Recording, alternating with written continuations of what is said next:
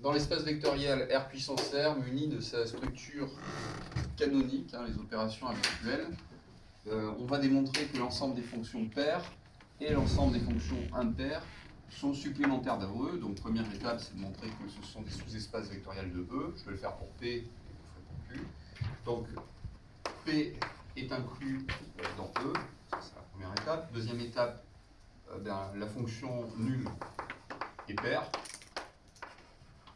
Bon, c'est évident, puisque quel que soit x appartenant à R, moins x appartient à R, et 0, R de moins x égale 0, qui est égal à 0 R de x.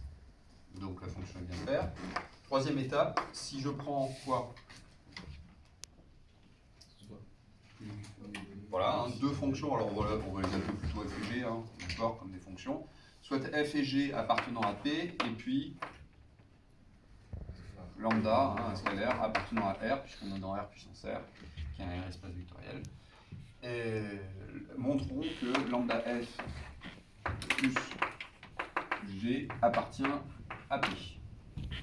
Donc soit x appartenant à R, alors moins x appartient à R, ce qui revient à dire aussi que R est centré en 0, c'est pareil. Alors lambda f plus g de moins x, on applique bien la définition des opérations canoniques, c'est-à-dire que cette fonction c'est h de moins x, d'accord?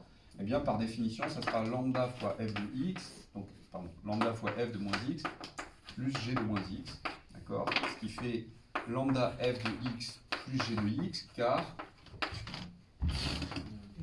f et g sont paires, d'accord? Et ça, par définition des opérations canoniques, c'est lambda f plus g de x. Il ne faut pas louper ces étapes qui sont évidentes, mais à écrire. D'accord? En tout cas, au début de ce genre d'exercice. Conclusion. Donc là, conclusion de ce point-là, donc lambda f plus g appartient bien à P. Et conclusion, P est un sous-espace vectoriel de E. Ça, c'est la première étape. Je vous laisse faire la deuxième, j'insiste à montrer la même chose sur Q. D'accord. Deuxième étape, donc on va montrer qu'ils sont supplémentaires. On va utiliser la caractérisation, c'est-à-dire, dans un premier temps, montrons que P inter Q est égal au neutre.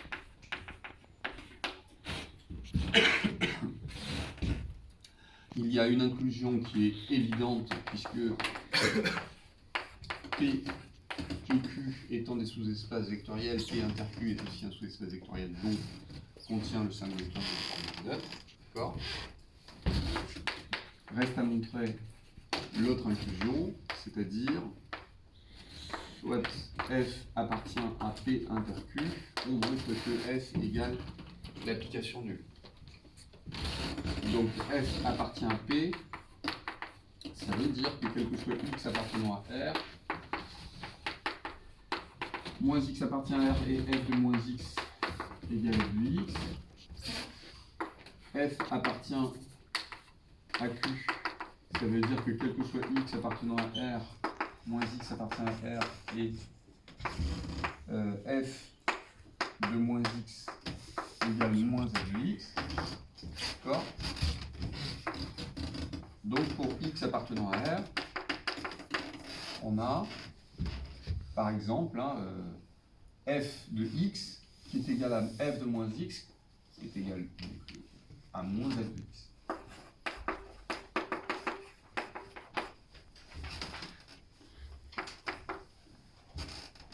D'où 2f de x égale 0, quel que soit x appartenant à R, f de x égale 0. Et ça veut dire que f est l'application nulle. Donc des deux points ici, j'en conclus par double inclusion que P inter Q est réduit au neutre,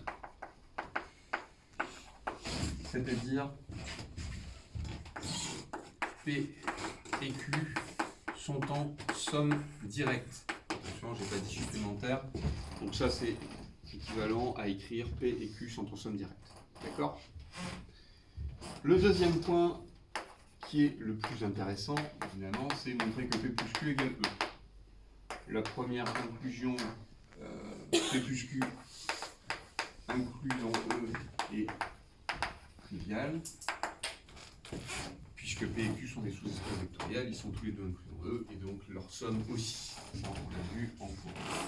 Donc montrons que E inclus dans P plus Q, c'est-à-dire soit F appartenant à E, on veut montrer qu'il existe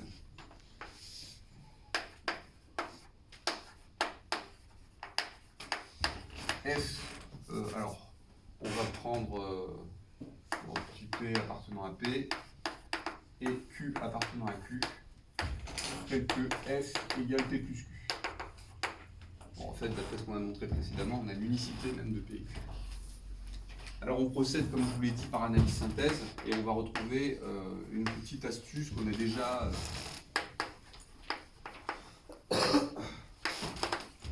vue. Donc on va dire, bon, ça me vient en mot de dire analyse synthèse, c'est une sorte de recherche, on va dire, d'accord, un bouillon, hein, pour essayer de donner la forme des fonctions P et Q en fonction de F, d'accord. Donc supposons que de telles fonctions existent, supposons que de telles fonctions P et Q existent. D'accord? Alors donc, on va écrire soit x appartenant à E, à R, pardon. F de x, c'est donc P de x plus Q de x. C'est P plus Q de x, donc c'est P de x plus Q de x. D'accord? Et puis F de moins x, c'est P de moins x plus Q de moins x. Mais ceci, puisque P appartient à P, donc P est pair, P de moins x, c'est P de x. Et puisque Q est impair, Q de moins x, c'est moins Q de x. D'accord? On va donc faire la somme des deux. Donc d'une part, vous avez f de x plus f de moins x. Donc si je fais la somme de ces deux lignes, hein, regardez bien, vous avez p de x plus p de x, ça fait 2p de x. Et les q de x s'éliminent. D'accord? Et donc ça nous fait que p de x égale f de x plus f de moins x sur 2. On va maintenant soustraire, c'est-à-dire on fait celle-ci moins celle-là. En faisant celle-ci moins celle-là, j'ai f de x moins f de moins x égale, cette fois, 2q de x, puisque les p de x s'éliminent. Et donc, on en déduit q de x égale f de x moins f de moins x sur 2. Bon, fin de l'analyse. On a ce qu'il faut, c'est-à-dire exactement les expressions de P et Q. Donc, synthèse. Il ne reste plus qu'à vérifier que P et Q sont bien respectivement pair et impair. Donc j'ai déjà posé F appartenant à E. D'accord? Donc posons l'application P qui a X associe F de X plus F de moins X sur 2, qui est bien une application de R puissance R. D'accord? Et on vérifie que quel que soit X appartenant à R, moins X appartient à R, et P de moins X égale donc F de moins X plus F de moins X. Bon là j'en fais beaucoup, hein, d'accord. Et ça fait exactement F de X plus F de moins X sur 2 qui fait P de X. Donc P appartient à P. Posons maintenant Q qui à X associe F de X moins f de moins x sur 2. Bon, on est d'accord que celle-ci appartient à Q, clairement. D'après ce qu'on vient de dire, c'est exactement la même chose. On fait, on va le refaire. On vérifie facilement, on l'a déjà fait en fait, hein, que f égale p plus q. Ben oui, hein, comment on le vérifie? Eh bien, quel que soit x appartenant à R, je le dis juste oralement, bah, p de x plus q de x, c'est f de x plus f de moins x sur 2 plus f de x moins f de moins x sur 2. Donc les f de moins x s'éliminent, il reste 2 f de x sur 2, c'est-à-dire f de x. Donc on a bien démontré que p de x plus q de, enfin, p plus q de x était égal à f de x pour tout x appartenant à R, et donc f égale p plus q. Donc j'ai démontré que tout élément de E s'écrivait comme une somme d'un élément de P et d'un élément de Q. D'accord?